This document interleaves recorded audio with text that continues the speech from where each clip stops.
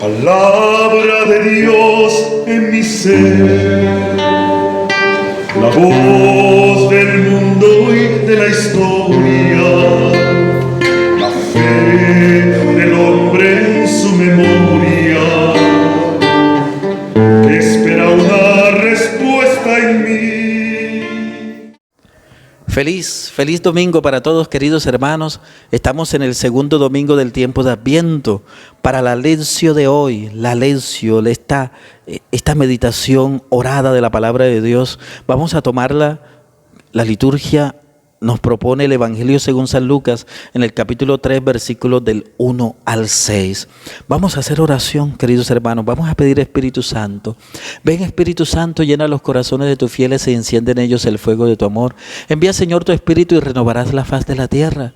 Tú, Señor, Espíritu Santo, Señor y dador de vida, que has inspirado las santas Escrituras, pues danos también a nosotros el don de comprenderlas y de hacerlas vida. Amén. Queridos hermanos, estamos en el contexto de Adviento. Estos 2 domingos va a aflorar una figura, la de Juan el Bautista. Lucas nos va a presentar primero un marco histórico.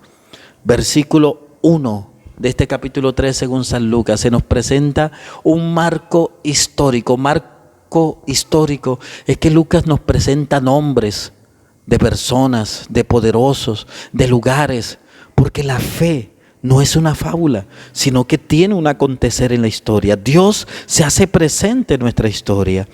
Por eso el versículo 1 nos va a decir de esta manera: en el año 15 del imperio de Tiberio César, siendo Poncio Pilato procurador de Judea y Herodes, tetrarca de Galilea, Filipo, su hermano, tetrarca de Iturea y de Traconítida y de Lisania, tetrarca de Abilene.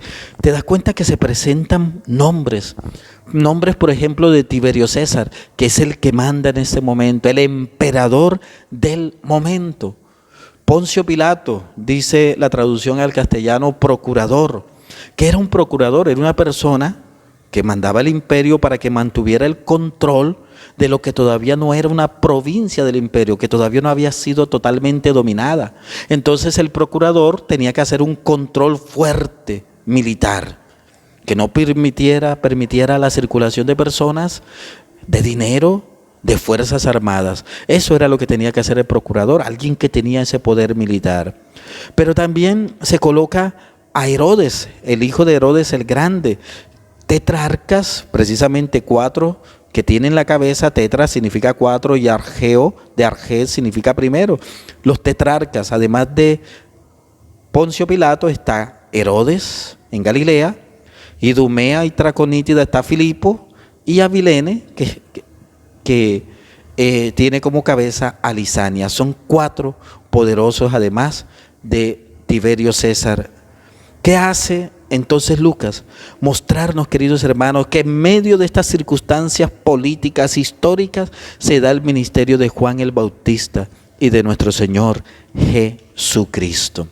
En el versículo 2 se nos da ahora los nombres de aquellos que tienen el poder, pero a nivel religioso. Anás, que ejerció su sumo sacerdocio del año 6 al año 15, y Caifás, que tuvo su poder en el año 18 al año 37. En medio de este poder, lo que está diciendo Lucas, en medio de estas personas que tienen poder, Dios entra en nuestra historia. Nosotros no estamos a la merced de los poderosos, estamos en las manos de Dios. Pero ahora viene un segundo momento, además de este contexto de poderosos. El evangelista Lucas nos presenta ahora la vocación del profeta, la vocación de Juan el Bautista.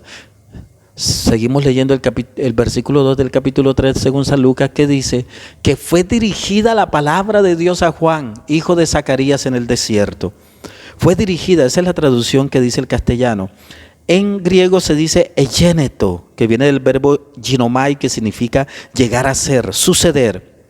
Entonces, lo que dice el texto en griego literalmente es esto: sucedió, aconteció la palabra de Dios. Qué hermoso, ¿cierto? ¿Y a quién le sucedió esa palabra? A Juan, el hijo de Zacarías. ¿Y dónde? en el desierto. En griego, desierto se dice eremo y se refiere a una tierra deshabitada. Entonces Lucas nos ha descrito al mundo habitado que lo manejan los poderes de este mundo, pero ahora dice que hay un mundo deshabitado, el eremo, lo que se traduce por desierto, que no está controlado por esos hombres poderosos, pues allí sucedió, allí aconteció la palabra de Dios y aconteció sobre Juan. Ya en el capítulo 1, versículo 15 al 17 del evangelista Lucas, se nos dijo que Juan ha sido escogido como profeta y que fue lleno, dotado del Espíritu Santo. Entonces, no es su palabra la que va a predicar Juan el Bautista, es la palabra que sucedió en él.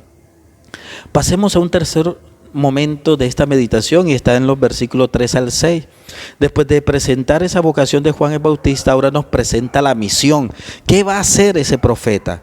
Y dice el texto, el versículo 3, y se fue por toda la región del Jordán proclamando un bautismo de conversión para el perdón de los pecados. Dice el texto en griego kerizón.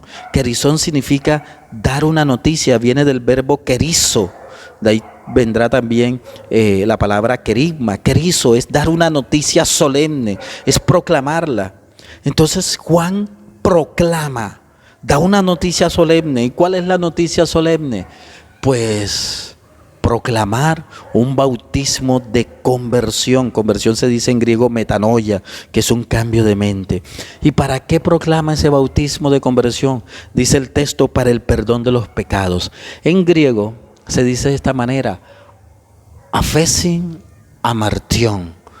Aphesin de aphesis significa liberar, soltar, y amartión significa pecado. Entonces, en castellano, sí, está bien la traducción, perdón de los pecados, pero mira cómo suena de hermoso también, que Juan el Bautista estaba proclamando un bautismo de conversión para ser liberados. Recuerda, aphesin significa liberar, para ser liberados de los pecados. Entonces, así se descubre la misión del profeta. Aquel que va por todo el río Jordán proclamando el bautismo de conversión que viene a traer la liberación de los pecados. ¿Y cómo entiende Lucas la conversión? Lucas cita en el versículo 4 de este capítulo 3, cita a Isaías, un texto que está en el capítulo 40, versículo 3 al 5 de Isaías. Y dice esto, como está escrito en el libro de los oráculos del profeta Isaías: voz del que clama en el desierto, preparar el camino del Señor, enderezar sus sendas. Qué hermoso. Hay una palabra que dice bontos. Bontos significa gritar, llamar. Entonces, la voz que clama es la voz que grita, que llama, que convoca. Y dice, ¿para qué? Pues aquí está el centro del evangelio de hoy. Para el camino, para preparar el camino del Señor, para enderezar sus sendas. Aquí hay un detalle hermoso en el griego que es bueno recordar y que es bueno aprender. Se dice euteias, lo que está recto, poieite, que es hacer, poieite, que significa hacer, y tribus, que significa senda. Tribus viene de tribus viene de tribus, que significa ese camino que no se diseña, no es el camino diseñado, sino es el camino que se hace por la costumbre de pasar todos los días. Entonces se está diciendo, mira, enderecen los caminos. Sería como un llamado a enderezar las costumbres. Todo aquello que se hace, hágalo bien. Estás acostumbrado a hacerlo bien, pero hazlo a la manera de Dios.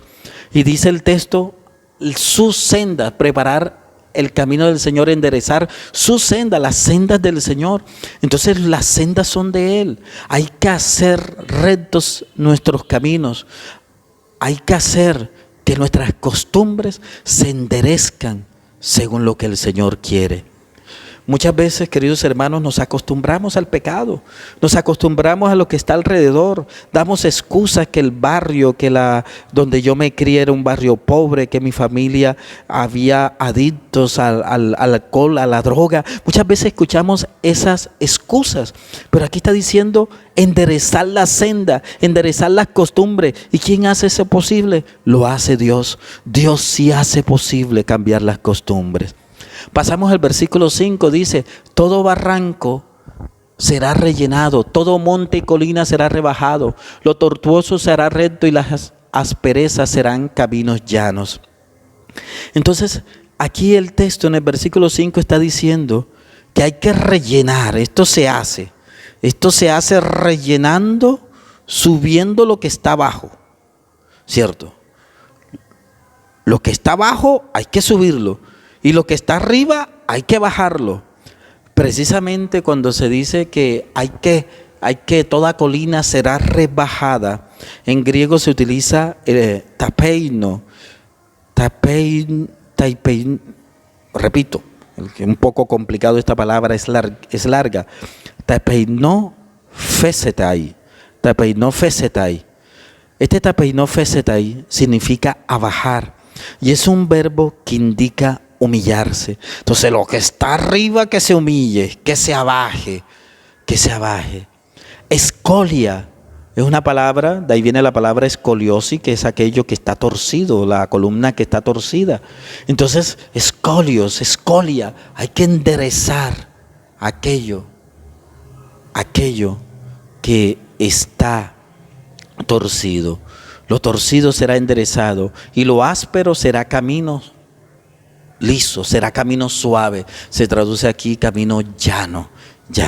Entonces, queridos hermanos, hay que preparar el camino del Señor, es rebajar lo que sobresale, es levantar lo caído, es enderezar lo que está torcido y es suavizar lo que está áspero. En otras palabras, quitar los obstáculos, quitar todo aquello que impide el encuentro con el Señor. ¿Por qué? Porque viene, ya Él viene. ¿Y cuál es el fruto? Dice el último versículo, y todos verán la salvación de Dios.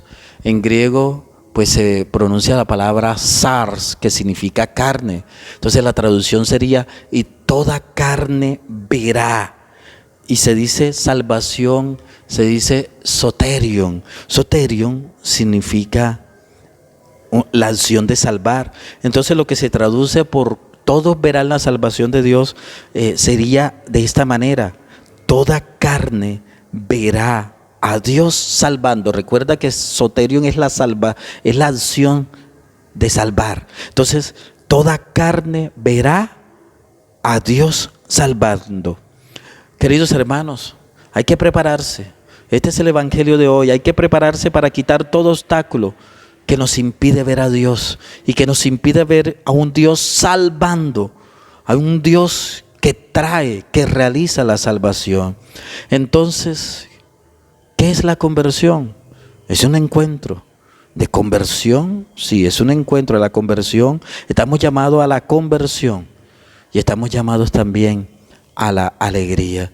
Por eso los invito a leerse la primera lectura del Evangelio, la primera lectura de los textos de este domingo, que está tomada de Baruch, capítulo 5, versículos al 1 al 9, que habla de esa alegría de Jerusalén, y el Salmo 125, que también habla de alegría. Hoy se nos habla de conversión, y una conversión que nos lleva a la alegría de ver a Dios salvando. Para la gloria de Dios. Feliz domingo para todos.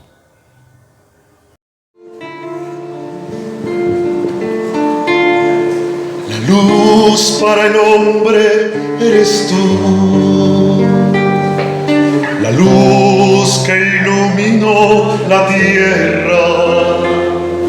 Yo soy un pobre que te espera,